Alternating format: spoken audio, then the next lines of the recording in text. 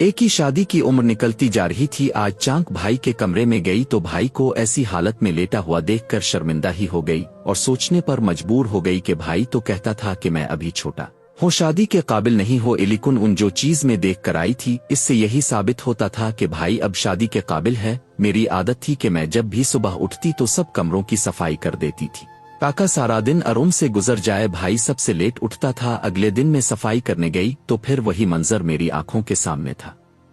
लेकिन अजमे ने अपने अंदर हिम्मत पैदा की और डरते डरते हाथ से, मेरी उम्र 19 साल है और मैं मीरपुर के एक गांव में रहता हूं। मेरे अब्बा वापडा की नौकरी करते थे और अम्मा घर यलो खातून थी, अब सरकारी मुलाजिम थे। अहल माँ की औलाद में 2 ही बच्चे थे, एक मेरे बड़े भैया और एक में भैया मुझसे 4 साल बड़े थे। उनका नाम इबाद था। हमारा घर बेहद इत्तेफाक, प्यार और मोहब्बत से चलता था। सारे खानदान वाले और रिश्तेदार जिनकी अम्मा और अब्बा से अच्छी खासी दुआ सलाम थी, अक्सर हमारे घराने की तारीफ करते रहते और अपने बच्चों को हमारे घर की मिसालें देते थे। अम्मा की शादी बड़े खानदान में हुई थी। 4 नंदे दूर योर और 4 जेठ थे। सर का इंतकाल हो गया था जबकि सास हयात थी। अम्मा ने कभी भी आज तक ना अपनी किसी नंद से लड़ाई की और ना ही कभी सास की कोई शिकायत आई। खैर वक्त गुजरता रहा और हम बड़े बड़े हो गए। इसी दौरान हमारी 4 फूफियां अपने घर की हो गई थीं और दादी भी हमें दाग मुफारकत दे गई थी। मैं ग्रेजुएशन के आखिरी साल में था जबकि भैया ग्रेजुएशन के बाद अब घर पर ही थे। अब्बा कोशिश में लगे हुए थे कि अपनी रिटायरमेंट लेकर भैया का अपनी जगह ऑर्डर करा देंगे। जिंदगी अच्छी खासी पर सुकून गुजर रही थी कि जब हमारी जिंदगी में तूफानों की एंट्री हुई। आहिस्ता आहिस्ता वो सब रिश्तेदार जिनके घर बेटियां थीं वो हमसे रूठ गए। मुझे कोई भी वजह समझ ना आ रही थी। अब्बा और माँ बेहद परेशान रहने लगे थे। पेपाहे ताया और चाहे सब हमें मगरूर कहने लगे थे। हमारी करने जहां कहीं भी मुझे और मेरे भैया को देखती तो हमसे मुंह मोड़ लेती। सूरत हाल बड़ी पेचीदा हो गई थी। कुछ समझ नहीं आ रहा था कि इस सारे मामले की वजह क्या है। मैं जानना चाहता था कि आखिर ऐसी कौन सी बात है जिसकी वजह से रिश्तेदार हो गए। मुझे ज्यादा तगोदो नहीं करनी पड़ी। एक दिन जब मैं अपनी ताई के घर के सामने से गुजर रहा था तो ताई मुझे दरवाजे पर कल गई। मैंने ताई से दुआ सलाम की तो ताई मुझे अपने साथ अंदर ले गई और मुझे उठने का कहा। इतनी देर में उनकी बेटी मेरे लिए ठंडे पानी का शरबत लेकर आ गई थी। मैंने इसके हाथ से गिलास लिया और शरबत पीने लगो। मेरे करीब ही खड़ी थी। तभी ताई ने गुस्से से घोर कर अपनी बेटी की तरफ देखा तो वो मुझसे गिलास लिए बगैर ही भागकर अपने कमरे में चली गई। मुझे बड़ी हैरत हुई थी। मैं इसी समत देख रहा था जिस समत वो गई थी कि जब ही ताई की आवाज मेरे कानों में पड़ी जिसने मेरे पैरों तले से जमीन खींच ली। मैंने एकदम से मुड़कर ताई की तरफ देखा था। वो ऐसी बात अपने जहन में भी कैसे ला सकती थी। ताई ने कहा कि मेरी बेटियों पर नजर रखने की जरूरत नहीं है। जब तुम्हारी माँ ने तुम भाइयों की शादियां करनी ही नहीं है तो फिर क्यों तुम दोनों भाई किसी की बेटियों को लारे लगा रहे हो। ताई की इस बात ने मुझे 440 वाट का जो कामिया था। मैं एकदम उठ खड़ा हुआ था। बात तो मेरे वहम और गुमान में भी ना थी। हाँ, ताई झिल्ली बेटी नाजिया से मेरी दोस्ती जरूर थी लेकिन चक्कर शुक्र वाली कोई बात ना थी। ताई ना जाने क्या क्या सोच रही थी मुझसे। तो इस छत के नीचे खड़ एक नहीं हुआ जा रहा था। मैंने ताई को अपनी सफाई दी और उन्हें कहा कि जैसो समझ रही हैन ऐसी कोई बात नहीं है। मैंने किसी को लारे नहीं लगाए और जहां तक शादी की बात है तो वो तो अम्मा और अब वक्त आने पर करा ही देंगे। तो ताई इंतहाई तुशरुख कर बोली, तुम्हारी गलत फहमी है बेटा। तुम तो शादी के ख्वाब देखना ही चेवर्द विचलो। तुम्हारी उम्र नहीं हुई लेकिन तुम्हारी भाई की तो शादी की उम्र हो गई है। 28 बरस का हो गया है वो। हम ने तो इसलिए जाकर तुम्हारी माँ के आगे हाथ फैलाया था कि आज तक कभी भी खानदान में किसी ने तुम्हारी माँ की शिकायत नहीं की थी। वो अच्छी माँ, अच्छी बहू और अच्छी बीवी थी। खानदान के साथ कैसे चलना है वो खूब जानती थी। हमने यही सोचा कि वो अच्छी सास होगी, हमारी बेटी इस घर में खुश रहेगी। सो इसीलिए खुद जाकर तुम्हारे घर अपनी बेटी का रिश्ता डाला। मगर तुम्हारी माँ ने क्या किया, इसने जरा भी हमारी लाज न रेखी और मुंह पे ही सफाचट इनकार कर दिया कि वो अपने बेटे की शादी नहीं करेगी। जिसको नाराज होता है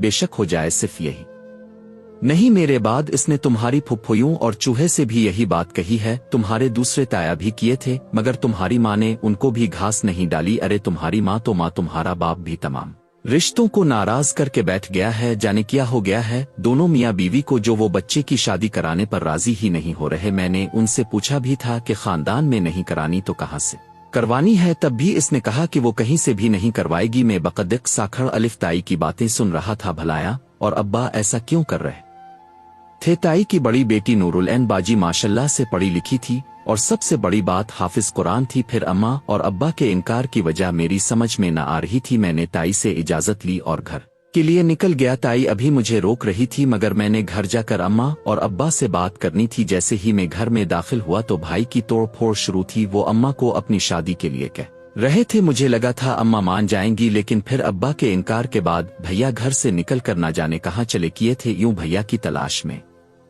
1 साल गुजर गया। नवा की तबीयत बेहद खराब रहने लगी थी, जिसकी वजह से मैं चाहने के बावजूद भी अम्मा से ताई की कही गई बातों के मुतालिक कुछ भी ना पूछ सका था। अब तो अब्बा ने भैया की तलाश ही छोड़ दी थी। अहा ने रिटायरमेंट लेकर अपनी जगह मुझे लगवा दिया। एक दिन में जब छठी करके घर आया तो अम्मा ने मेरे मुंह में इम्तियाई डाली थी। मैंने इम्तियाई खाते हुए सवालिया नजरों से अम्मा की तरफ देखा तो अम्मा ने कहा कि मुबारक हो, मैंने और तुम्हारे अब्बा ने तुम्हारा रिश्ता तय कर दिया है। दिन बाद तुम्हारी शादी है। अम्मा की बात सुनकर मुझे जबरदस्त झटका लगा था। मैं कैसे शादी कर सकता था?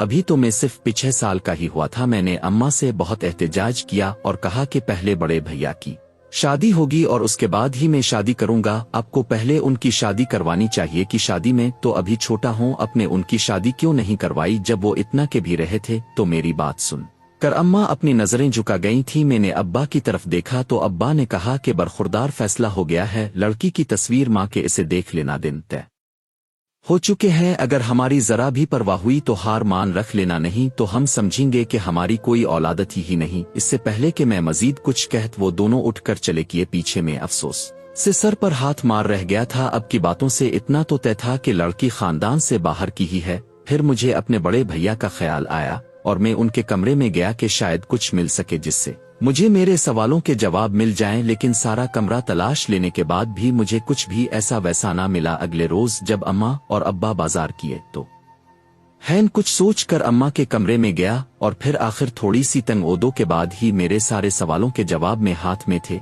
जूं मैं पढ़ता जा रहा था वैसे वैसे मुझे यूं लग रहा था जैसे मेरे पांव तले से जमीन निकल रही हो। मुझसे इतना बड़ा सच छुपाया गया था। सौतेला न होते हुए भी मेरे साथ सौतेले वाला सलूक किया गया था। और बड़े भैया उनसे तो मुझे इस चीज की बिल्कुल उम्मीद नहीं थी। मैं सोचों के गिरदाब में फंसा था। जब मोबाइल की बैल बजने पर मैं होश में आया। मैंने चौंक कर वो फाइल वापस इसी जगह रखी और आंसू पहुंचकर मोबाइल निकाला तो अम्मा की कॉल थी जो मुझे जल्दी से करीबी बाजार में पहुंचने का कह रही थी। मैंने हामी भरते हुए कॉल काटी और फिर अपने कमरे में आकर तैयार होने लगा। मीर ओ मन मुसलसल ही तरफ लगा हुआ था। मुझे अंदाजा हो गया था कि अम्मा अब्बा क्यों भैया की शादी के खिलाफ थे, और भैया भी अगर इस चीज से वाकिफ थे तो क्यों फिर शादी की जिद लगाकर घर से गायब हो गए। इसी सब में मैं तैयार होकर बाजार पहुंचो। लोग मेरे ही इंतजार में थे। अम्मा ने कहा कि मैं शादी की शॉपिंग के लिए उनको शहर ले जाऊं ताकि वो अच्छे से खरीदारी कर सके। 1.25 घंटे बाद हम मीरपुर शहर के मैन बाजार में पहुंच चुके थे।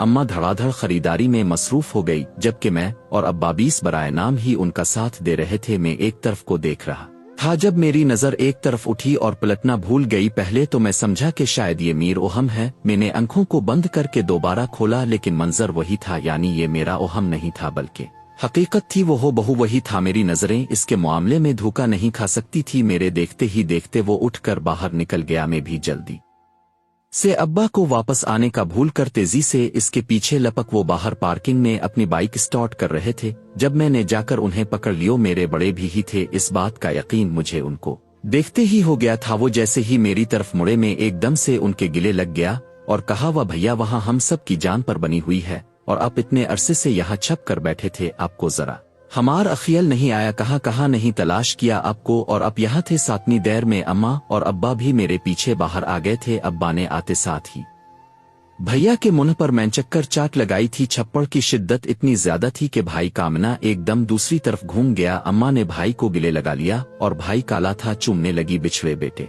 को पाकर अम्मा की है चीन ममता को करार आ गया था। रोड से गुजरते लोग हमें मोड़ मोड़ कर देख रहे थे। तभी भैया में अपने साथ अपनी रहाइशगाह पर ले गए थे। शॉपिंग में ही रहू गई थी। भैया ने यहाँ एक छोटा सा फ्लैट किराए पर ले रखा था। उनका कहना था कि वो अब्बा और अम्मा के लिए शर्मिंदगी का बाइस थे, इसलिए वो बगैर किसी को बताए गांव छोड़कर यहाँ शहर आ गए थे। क्योंकि जब तक वो गांव में रहते तब तक कोई ना कोई जरूर अम्मा अब्बा को उनकी शादी के लिए मजबूर करता, और शादी के लिए राजी ना होने पर अम्मा और अब्बा को ही गलत समझा जाता।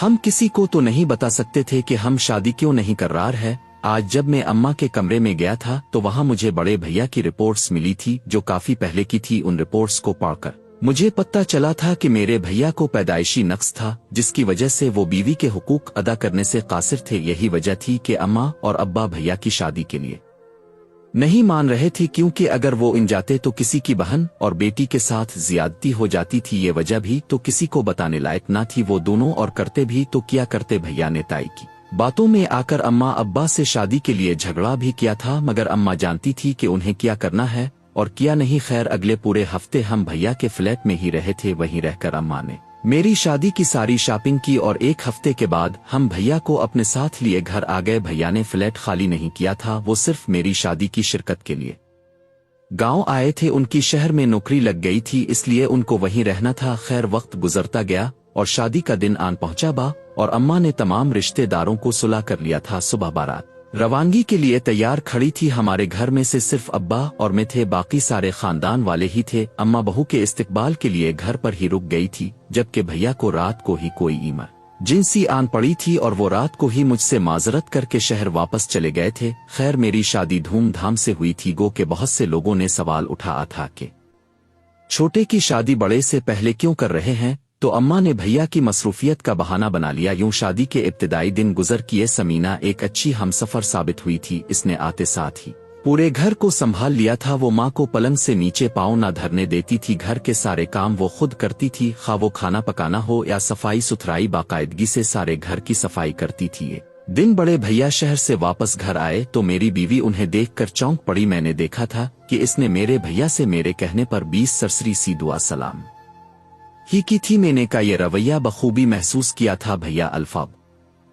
हफ्ते की छठी पर आए थे। मैंने यही सोचा था कि ये 4 दिन में भैया को साथ लेकर अपनी बीवी को कहीं ऐमानी फिराने ले जावेगा। भैया चूंकि शहर के रस्तों से बखूबी वाकिफ थे इसलिए मीर उसिला उन्हें साथ ले जाने का था, मगर सुबह जब मैं उठी तो बीवी ही घर से गायब थी। अम्मा अब्बा भैया सब ही इसकी गैर मौजूदगी से लाइम थे। जब मैंने आगाह किया तो सब इंतहाई परेशान हो किए। थोड़ी ही देर में हम पूरा घर देख चुके थे, मगर घर में मेरी बीवी का नाम और निशान तक ना था। मैंने परेशानी में इसके फोन पर कॉल्स करनी शुरू कर दी। बेल जा रही थी मगर कोई भी जवाब मौसूल नहीं हो रहा था। है मेरी कॉल तक नहीं उठाई थी। फिर कुछ सोचकर मैंने इसके मैके में कॉल की। वहां से मुझे इत्तला मिली कि वो सुबह सवेरे ही यहाँ आ गई थी और उसने यही बताया था कि इसे अपनी मां की बहुत याद आ रही थी इसलिए सुबह सवेरे ही चली आई। मगर मुझे इसकी इस बात से तसल्ली ना हुई थी। अगर मां की याद आ ही रही थी तो बुतादीती में खुद छोड़कर आ जाता, लेकिन शायद वजह कोई और थी। खैर अब थोड़ा सुकून था कि वो अपने मैके में ही है। मैं वक्तन फवक्तन दिन में कई मर्तबा इसको फोन करता रहा था। तकरीबन शाम के वक्त इसने मेरी कॉल पककर हिली। मेरे इस्तफसार करने पर इसने कहा कि बड़े भैया की शादी कर ओ तो ही मैं घर आऊंगी। मैंने इसे कहा कि वो घर अल्फी फिर बैठकर बात कर लेते हैं। खैर वो घर आई तो बड़े भैया शहर वापस चले किए। वक्त यूं ही गुजरता था। बड़े भैया और मेरी बीवी के दरमियान लाजमी कुछ न कुछ चल रहा था। वो जब भी आमने सामने होते आंखों के इशारों से एक दूसरे से कुछ न कुछ राज व न्याज करते रहते थे। और जब भी बड़े भी शहर से घर वापस आते तो मेरी बीवी रूठ कर माँ की चली जानी और शराइत रख देती भी। इसकी नाराजगी की वजह एक ही होती थी, वो बड़े भैया की शादी कराना चाहती थी और बड़े भैया पैदाइशी नक्स की वजह से शादी करने के लिए तैयार ही ना होते थे। इस दिन भी मेरी बीवी यूं ही मेरे भैया के घर आते ही मांगे चलती गई और कहा कि इस बार जब बड़े भैया शादी के लिए मानेंगे तो तब ही मैं घर वापस आऊं की। साथ ही इसने शर्त भी रखी कि लड़की मैं खुद ढूंढूंगी। मैं अम्मा और अब अमान किए। खैर मेरी बीवी अगले ही दिन घर लूट आई और अम्मा और अब्बा को साथ ले जा एक लड़की के घर भैया का रिश्ता कर आए। इन लोगों ने भी बगैर किसी ताखीर के फौरन हाँ में जवाब दे दिया। वो भी जल्द अज जल्द अपनी बेटी को रुखसत करना चाहते थे। खैर आनन फानन सारे मामलात तय किए गए और घर को शादी के लिए सजा दिया गया। मेरी बीवी के तो पीर भी जमीन पर नहीं लग रहे थे, जाने इसको बड़े भैया की शादी की इतनी खुशी क्यों हो रही थी। खैर अच्छा ही था, बगैर किसी हंगामे के बड़े भैया की शादी हो जाती। लेकिन अंदर ही अंदर में अम्मा और अब इंतहाई परेशान और डरे हुए थे। जाहिर सी बात थी अब भैया का पैदाइशी नक्स उनकी बीवी से थोड़ी छप सकता था। जाने वो कैसी लड़की होगी और भैया की इस खामी को जानते हुए ना जाने क्या रिएक्ट करेगी। दिल ही दिल में हम सब कुछ ठीक होने की दुआएं मांग रहे थे। मैंने बहुत कोशिश की थी कि अपनी बीवी को बता दूं और इससे कहूं कि वो लड़की के घर वालों को भैया के बारे में सब बता दे। उनको धोखे में रखना अच्छी बात ना थी, लेकिन मेरी बीवी तो आजकल एक जगह तक ही कहाँ रही थी। जो मैं इससे कोई बात करता इसका एक पाँव यहाँ होता था तो एक पाँव वहां वो पूरी तरह से घन चक्कर बनी हुई थी। वक्त निकालने का सोचते सोचते शादी का दिन आन पहुंचा और उन लोगों को कुछ भी ना बताने हुआ। मेरी परेशानी मजीद बढ़ गई थी। सच कहाँ छुपाए छुपता है, एक ना एक दिन बाहर आकर ही रहता है। ताई को ना जाने कहां से भैया के नक्श के बारे में पता चल गया था। उन्होंने तौबा करते हुए कानों को हाथ लगा था और शुक्र किया था कि उनकी बेटी की जिंदगी खराब नहीं हुई। लेकिन कुछ लोग जिंदगी में ऐसे होते जरूर हैं जो बिला वजह से दूसरों की खुशियों को आग लगा देते हैं। हमारे साथ भी ऐसा ही हुआ था। जब हम बारात लेकर किए तो बारात का अच्छा खासा परजोश इस्तकबाल किया गया। खातिर तवाज़ो के बाद निकाह शुरू किया गया। इससे पहले के मौलवी साहिब कलिमात दोहराते अचानक ताई ने उठकर वावेला मचा दिया कि कैसे लोग हैं, अब सब अपनी बेटी को हिजड़े से बया रहे हैं। अरे ये लड़का ओ पैदाइशी नाकिस है, अगर इसमें कोई नक्स ना होता तो क्या खानदान में लड़कियां कम थी जो यूं उसका रिश्ता भरे खानदान को छोड़कर पराए लोगों में हो रहा है। अरे इस लड़के की माने तो भारी भारी हम सब जीठानियों और देवरानियों के आगे हाथ जुड़े हैं कि हम इसे रिश्ता दे दें, मगर हम कोई पागल थोड़ी थे। लड़के की खामी से हम शुरू से वाकिफ थे भी, तो हम में से किसी ने भी इसको रिश्ता नहीं दिया जाए। अब जैसे सादा लोगों को कैसे फंसा लिया उन्होंने, लाजमी ये बात छपाई हुई होगी। अब से दूर ना कोई पागल थोड़ी है जो यूं एक नामुकम्मल मर्द के साथ अपनी बेटी को रुखसत करे। ताई की बातें सुनकर सबके साथ साथ हमारे पैरों तले से भी जमीन खिसक गई थी। ताई न जाने कौन से जन्म की दुश्मनी निकाल रही थी, जाने कैसे वो इतना सार अजवित बोल गई थी। इस लड़की के भाई एक दिन से ताई के गिर्द इकट्ठे होकर इस बात की तस्दीक करना चाह रहे थे और ताई उन्हें 2 की 4 लगा कर जाने क्या बता रही थी। मेहमानों में हर तरफ चामगोइयां होना शुरू हो गई थी। मेरा सर शर्म से झक गया था। आज नाई ने हमें बेहद सवा कर अदा था। ताई की जुबान जहर उगलती जा रही थी जब एकदम से एक खूबसूरत मगर सख्त आवाज सुनाई दी जो सबको खामोश होने का कह रही थी।